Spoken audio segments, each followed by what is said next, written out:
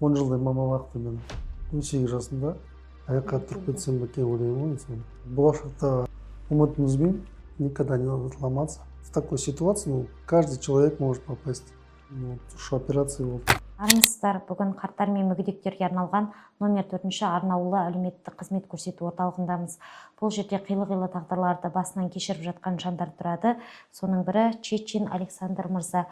Чечин Александр мырза, бізбен сұхбат құруға келіскеніңізге рахмет айтамыз. Қай жылы өмірге келдіңіз, қай жердің тумасысыз өзіңіз? 1988 жылы тудым. Осы Атырау облысы Махамбет районы, село Махамбет. Школу бітірдім, училище бітірдім, диплом алдым, жұмысқа кірдім. Ну, как бы не успел поработать. Шамал жұмыс істедім да, сол балдармен жайыққа барып, неудачный прыжок секіріп, соған жарақат алдым. Ушу операция болды. 10 жылдай мама бақты мені. Мама қайтқаннан кейін бана қиналып, осына жерге келдім.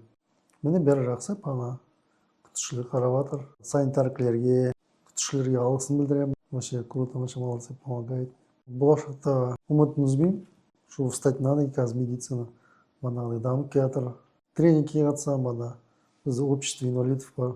Вот солардан бана қалыспай тренингке бана Гүлназ Касмозиева депутат болар солар. Сол мәселелерін көтереді біздің инвалидтерді. Бұл жағдайға қай жылы сонда душар болдыңыз? Неше жасыңызда? 18 жасында армияға повесткеленде сол бана қуанып бана армия барамын деп суға секіріп. Неудачный прыжок очень. Жайық басына өстік қой енді. Жайықтан шықпайтын едік. Постоянно барамыз, секіреміз. Қазір шүкірім айтып отырамын. Құрдастарым бар. Достарым көмектесіп тұрады. Прогулки шығарамыз. Анам 2016-та қайтты. Әкем содан кейін қайтты. Доспананың мамасы болды. Несі соларға жүрген. Соны алғысым шексіз. Өзім үйім болса екен, үйіме тұрсам екен, отбасым құрып. Болашақтан үміт үзбейсіз? Үміт үзбей. Осылай коляскеге отырсам да, достойно прожить жизнь. Осы отқанда су іше алмаймын. Екеуі бірдей почти, можно сказать. Тамақты қалай ішесіз? Соны нянечкілер берді. У меня просто травма шейного позвонка моего. Қалай тайыз жерден қалай құладыңыз? Я сол зиме кіріп бүйтіп секіріп тұрмын. Еще неудачная операция ғой, 7 сағат операция. Делал сол смещение ғой, травма шейного позвонка. 3-4 жұмыртқа ғой. Компрессионный перелом. Сол кезде медицина слабая и первая помощь мана вот көрсетілген жоқ уақытында. Уақытында палата шығарғанда уже врачтар келеді там. Поддержка. Уже ойлады бірінші. 1-2 ай жатам бана. И все нормально будет. 1 ай өтті, 2 ай өтті. 6 ай өтті, год прошел.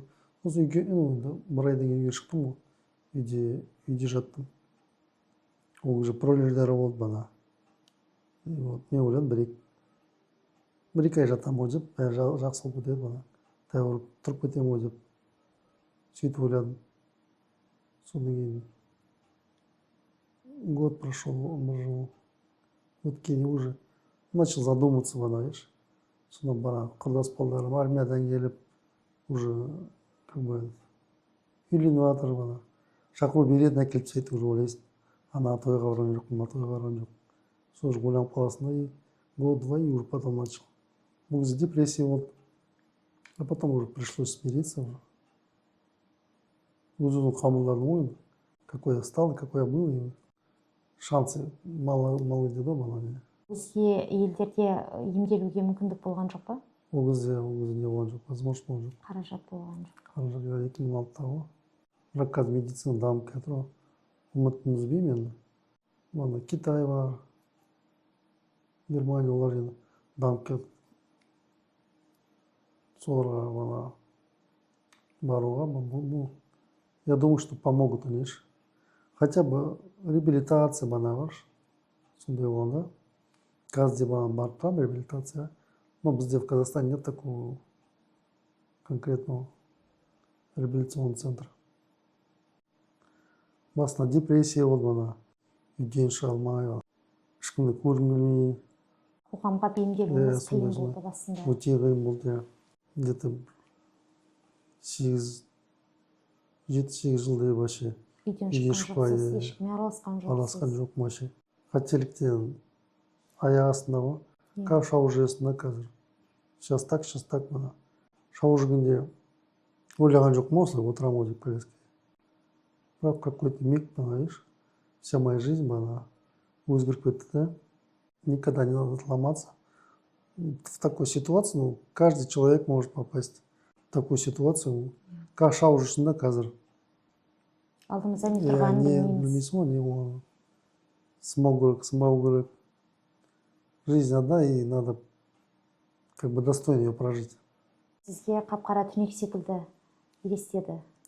Мгм. Бұл жағдайдан сізді алып шыққан не нәрсе, қандай күш қуат? Кімнің сөзі? Сол маманың сөздері ғой. Осылай мен тірі кезде бана хотя бы какой-то момент там өзгерту керексің ғой деп тұрып маған совет беріп не істеді ғой маған. Ну, как бы я не вечная. Болашақты ойла деп совет беріп тұр да мама деген. Сосын мана осындай достармен таныстым. Аслай деген апамен таныстым. Гүлнар деген тағы адамдар танысым, бана солармен уже маған келе бастады үйге. Сол поддержка беріп, сөйтіп жайлап коляскаға отыратын болдым. Дертіңізден қуан-таза аяқ кетуіңізге тілекшіміз. Рахмет. Ақиық ақын Мұқағали Мақатаев айтқандай, өкінбе, өкпелеме бүгініңе, өмір болмайды түңілуге, мәңгі сені жазбаған сүрінуге, қайта тұрып қақың бар жүгіруге. Өмірді шексіз сүйе білейік, бейбіт күннің астындағы әр сәтімізді бағалай білгенге не жетсін.